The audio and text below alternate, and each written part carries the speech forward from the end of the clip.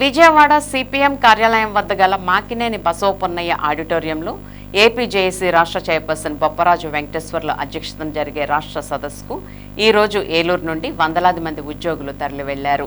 ఈ కార్యక్రమానికి రాష్ట్ర జేఏసీ నాయకుల శ్రీనివాసరావు జెండా ఊపి ప్రారంభించారు.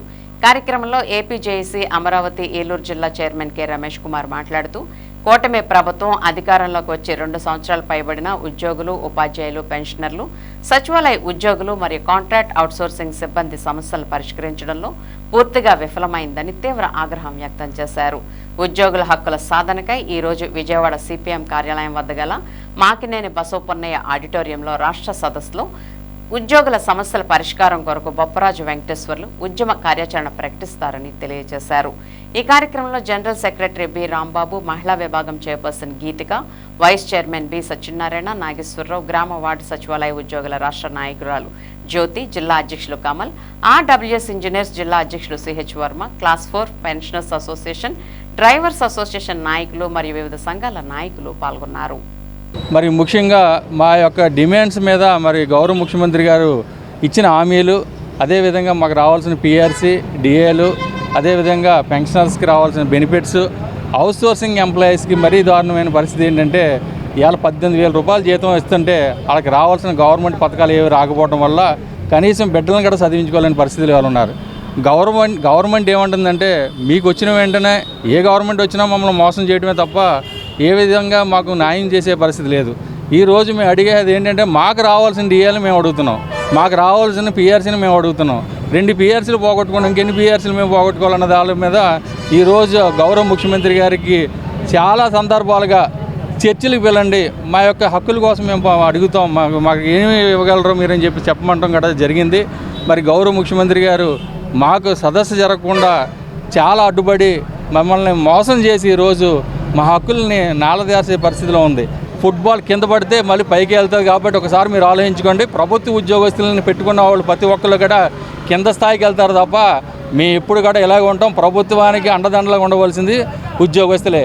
ప్రభుత్వం నిమ్మక నీరెత్తినట్టు కూర్చుంటుంది. జూలై 6న మేము ఉద్యమానికి వెళ్తామని చెప్పినప్పటికి కూడా 2 సార్లు ప్రాంతీయ సదస్సు శ్రీకాకుళంలో 12వ తారీఖు పెడితే 10, 11 తారీఖులు ఇక్కడ చర్చలకు పిలిచి మినిస్టర్స్ ముగ్గురు మంత్రులు మాట్లాడి మీకెందుకు సెటిల్ చేస్తామని చెప్పారు. అలా కాదు అన్ని సంఘాలతో పిలవమంటే గత నెల 22వ తారీఖు నాడు అన్ని సంఘాలని పిలిచి సుమారు 6 గంటల వరకు మా సమస్యలపై చర్చించడం జరిగింది. మేమేం గొంతెంపు కోరికలు మా న్యాయమైన డిమాండ్ల కోసమే మేము అడుగుతున్నాం, మాకు రావాల్సిన బకాయిల కోసం మేము అడుగుతున్నా. పట్టించుకోని వైన్యంలో తప్పనిసరి పరిస్థితుల్లో ఈరోజు ఉద్యమానికి వెళ్లాల్సిన పరిస్థితి వస్తుంది. ఏమైనా ఇంతవరకు కూడా మా బొప్పరాజు గారు అధ్యక్షుల వారు మా రాష్ట్ర కార్యవర్గము పిలుస్తారు, మమ్మల్ని పిలిచి మాట్లాడతారు, ఖచ్చితంగా ఇస్తామని చెప్తారు, ఏదైనా ప్రకటన చేస్తారనుకున్నాం. ఇంతవరకు చేయలేదు కనుక ఈరోజు ఉద్యమానికి వెళ్లాల్సిన పరిస్థితి ఒకలా వచ్చింది. ఈరోజు రాష్ట్ర వ్యాప్తంగా అన్ని జిల్లాల నుంచి కూడా వందలాదిగా ఇవాళ విజయవాడ అందరూ కూడా ఉద్యోగులు తరలి వెళ్తున్నారు. ఇది కేవలం ప్రభుత్వం వైఫల్యం వల్ల ఇవాళ ఉద్యోగులందరూ కూడా రోడ్డు మీదకి వచ్చే పరిస్థితి ఉంది. ఈ రాష్ట్ర ప్రభుత్వము ఉద్యోగులందరికీ కూడా 40,000 నుంచి 50,000 కోట్ల బకాయిలు అయితే చెల్లించవలసింది. అంటే ప్రతి ఉద్యోగి కూడా 4 లక్షల నుంచి 10 లక్షల రూపాయల వరకు కూడా ప్రతి ఒక్క ఉద్యోగి కూడా చెల్లించాలి. ఇవాళ ఏపీజేఏసీ అమరావతి రాష్ట్ర సదస్సుని అందరూ కూడా ఉద్యోగులు వేలాదిగా తరలొచ్చి జయప్రదం చేయడానికి ముందుకు వస్తున్నారు. ఇప్పటికైనా రాష్ట్ర ప్రభుత్వం కళ్ళు తెలిసి వెంటనే ఉద్యోగుల సమస్యను పరిష్కరించాలి.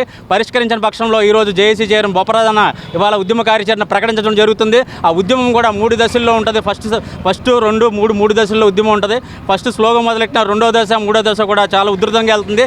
ఈ ఉద్యమం వల్ల ఎవరికైనా ప్రజలకు కానీ అసౌకర్యంగా అయితే దాని పూర్తి బాధ్యత కూడా ఈ రాష్ట్ర ప్రభుత్వం అందే. ఇమీడియట్గా ఏదైతే మీరు బకాయిలు పెండింగ్లు ఉన్నాయో వెంటనే చెల్లించాలి.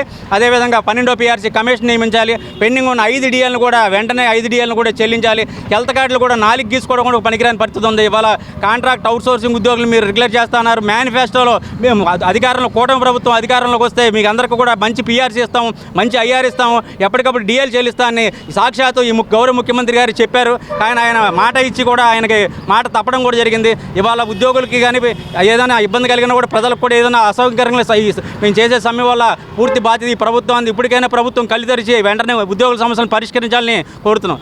నా పేరు K Ramesh Kumar, chairman APJAC Amaravati మరియు ప్రెసిడెంట్ రెవెన్యూ సర్వీస్ అసోసియేషన్. ఈరోజు రాష్ట్ర వ్యాప్తంగా అన్ని జిల్లాల నుంచి కూడా వందలాదిగా ఇవాళ విజయవాడ అందరూ కూడా ఉద్యోగులు తరలి వెళ్తున్నారు. ఇది కేవలం ప్రభుత్వం వైఫల్యం వల్ల వాళ్ళ ఉద్యోగులందరూ కూడా రోడ్డు మీదకి వచ్చే పరిస్థితి ఉంది.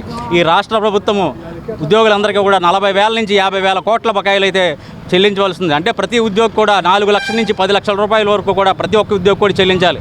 ఇవాళ ఏపీజేఎస్ అమరావతి రాష్ట్ర సదస్సుని అందరూ కూడా ఉద్యోగులు వేలాదిగా తరలొచ్చి జయప్రదం చేయడానికి ముందుకు వస్తున్నారు. ఇప్పటికైనా రాష్ట్ర ప్రభుత్వం కళ్ళు తెలిసి వెంటనే ఉద్యోగుల సమస్యను పరిష్కరించాలి. పరిష్కరించిన పక్షంలో ఈరోజు జేఏసీ చైర్మన్ బొప్పరాజన్న ఇవాళ ఉద్యమ కార్యాచరణ ప్రకటించడం జరుగుతుంది. ఆ ఉద్యమం కూడా 3 దశల్లో ఉంటుంది. ఫస్ట్ 2, 3 దశల్లో ఉద్యమం ఉంటుంది. ఫస్ట్ స్లోగా మొదలెట్టిన 2వ దశ 3వ దశ కూడా చాలా ఉధృతంగా వెళ్తుంది. ఈ ఉద్యమం వల్ల ఎవరికైనా ప్రజలకు కానీ అసౌకర్యంగా అయితే దాని పూర్తి బాధ్యత కూడా ఈ రాష్ట్ర ప్రభుత్వం అందే. ఇమీడియట్గా ఏదైతే మీరు బకాయిలు పెండింగ్లు ఉన్నాయో వెంటనే చెల్లించాలి.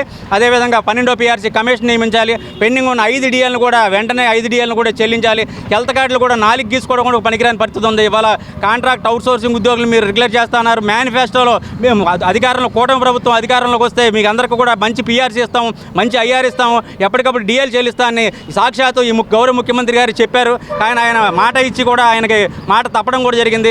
ఇవాళ ఉద్యోగులకి కానీ ఏదైనా ఇబ్బంది కలిగినా కూడా ప్రజలకు కూడా ఏదైనా అసౌకర్యంగా మేము చేసే సమయం వల్ల పూర్తి బాధ్యత ఈ ప్రభుత్వం అంది. ఇప్పటికైనా ప్రభుత్వం కళ్ళు తెరిచి వెంటనే ఉద్యోగుల సమస్యలను పరిష్కరించాలని కోరుతున్నాం.